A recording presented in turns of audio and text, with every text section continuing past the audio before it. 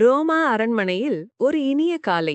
சூரியன் மெதுவாக எழுந்து அரண்மனை ஜன்னல்கள் வழியாக தங்க நிற ஒளி விழுது. பேரரசர் மார்க்கஸ் அரேலியஸ், எப்போதும் அமைதியாகவும் நிதானமாகவும் இருப்பவர், தன் மேசை அருகில் அமர்ந்து காலை உணவை உண்டு கொண்டிருந்தார். அவருக்கு அருகில் ஒரு அரண்மனை உதவியாளர் இருந்தார். அவர் மார்க்கஸுக்கு தண்ணீர் ஊற்றிக் கொடுக்கிறார். அந்த கிண்ணம் மார்க்கஸுக்கு மிகவும் பிடித்தது. பழைய நினைவுகளோடு கூடிய ஒரு வெள்ளிக் கிண்ணம். உதவியாளர் அந்த கிண்ணத்தை எடுத்து வரும்போது கையில் சிறிது வியர்வை.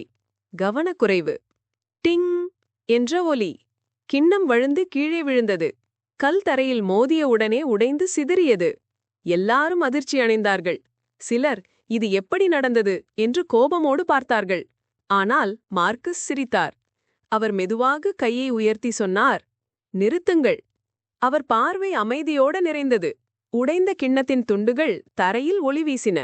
மார்க்கஸ் மெதுவாக சொன்னார், இது உடைந்தது. அதுதான் இயற்கையின் வழி. நான் கோபப்படினாலும் இது திரும்ப இணையாது. பிறகு அவர் அந்த உதவியாளர் பக்கம் திரும்பி சொன்னார், நீ தவறு செய்யவில்லை. கிண்ணம் உடைந்தது, ஆனால் நம்ம மனம் உடையக்கூடாது.